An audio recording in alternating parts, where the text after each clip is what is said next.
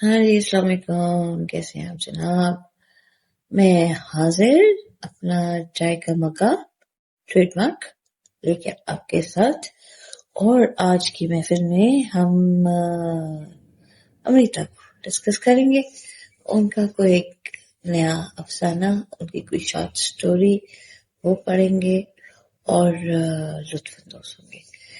और पसंद आए तो लाइक कीजिएगा, शेयर कीजिएगा और कमेंट कीजिएगा। आपकी तनकीद का, आपकी सपोर्ट का बहुत शुक्रिया। तो हम आज पढ़ेंगे कोरी हांडी, अमृता प्रीतम के चंद खूबसूरत अफसानों में से एक अफसाना। लिखती हैं, हमारे बापू दुल्हे कुम्हार के सेहन में रोजाना स्वयंवर रचाया जाता था, मगर इस स्वयंवर का तरीका ही जुदा था।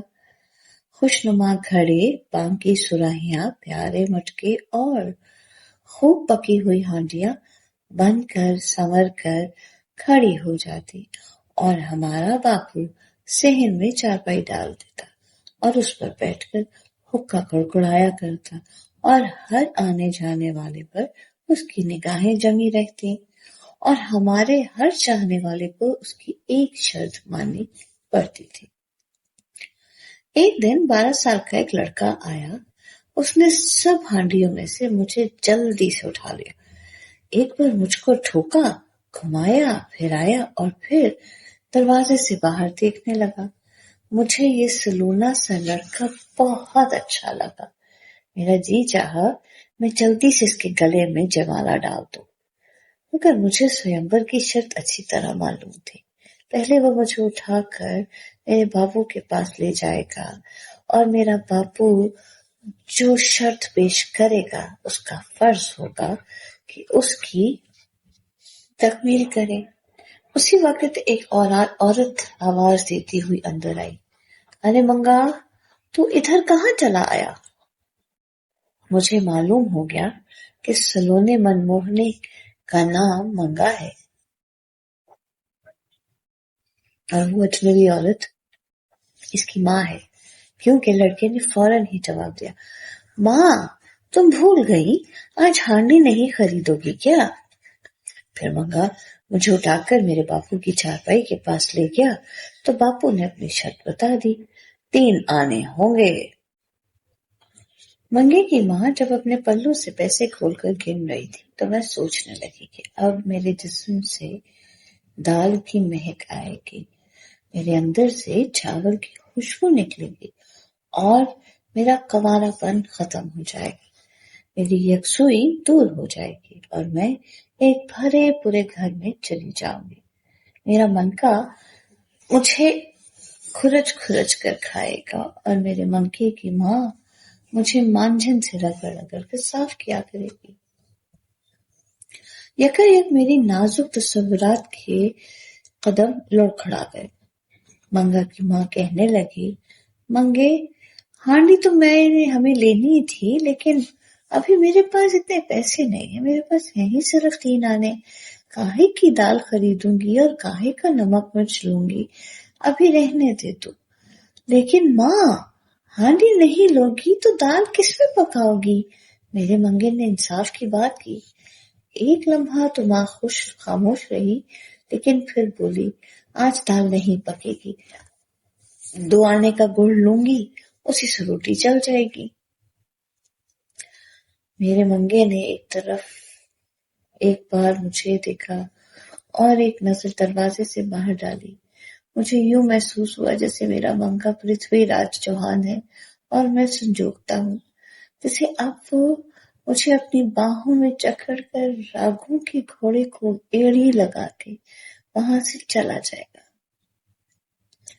हांडी परे रख दे और घर चल, मंगे की माँ ने कहा।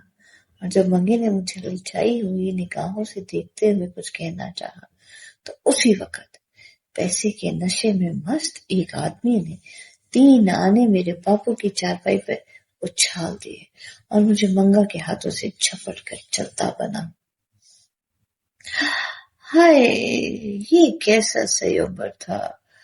मेरे अंदर से चीख निकल पड़ी और मुझे लगा कि किसी जालिम बादशाह ने रुपए के भारी लश्कर से हमला करके मेरे मंगे को शिकस्त दी और मुझे जबरदस्ती अपने महल में डालने जा रहा है। इन मोहल्ले वालों को हम हांडियों की क्या जरूरत आन पड़ी, मैंने सोचा। मैं हैरान थी। मुझे एक महल नुमा मकान में लाया गया तो मेरा दिल कांप उठा। किसी ने मुझ पे स्याह रंग पोत दिया और देखते ही देखते मेरी पीठ पर भूतनी की शक्ल बना दी और मेरे पेट में एक डंडा लगाकर मुझे ज़ेरे तमीर मकान के ऊपर लटका दिया। नजर पट्टू, सिर्फ इसलिए कि इस खूबसूरत मकान या महल को किसी की नजर न लग जाए। एक बेरहम सा कहकहा मेरे चारों तरफ गूंज उठा। पहले मुझे अपने हाल पे रोना आया कि मैं जो किसी चौके की जीनत बनने वाली थी वो बजर पट्टू बनकर रह गई। और फिर मुझे उसके मकीनों पर रोना आया जिन्हें अपने पड़ोसियों की इंसानियत पर भी शुबा था कि वो लोग उसके घर की शान शौकत को एक आंख न देखेंगे। तो पड़ोसियों और राहगीरों की सख्त तौहीन थी। मैं सोचने लगी कि जो लोग हलाल रोजी हासिल करते हैं और आपस में बांट कर खाते हैं और खुद जिंदा रहते हैं और दूसरों को जिंदा रहने का हक देते हैं, उनके दिलों में इस किस्म का अंदेशा पैदा ही नहीं होता, क्योंकि मेहनत की कमाई को कभी कोई नजर नहीं लगती। तो फिर ये कैसे कमाई हुई? किस किस्म का ये मकान था जिसे हर लम्हा नजर लग जाने का खदशा था, जिसे हर घड़ी इंसान की नियत पर भरोसा था ही नहीं, हर वक्त छुपा हुआ रहता था। करीब से गुजरने वाले इस मकान को खूब अच्छी तरह देखते, एक एक चीज की तारीफ करते, लेकिन मुझसे आंखें चुरा कर गुजर जाते थे। दूसरे रोज मैंने देखा कि सड़क पार की झोपड़ी से एक लड़का दौड़ता हुआ आया। पहले उसने मकान के बाहर खड़े हुए दरबान को देखा, फिर सर उठाकर मेरी तरफ देखा। मैंने फौरन पहचान लिया। अरे,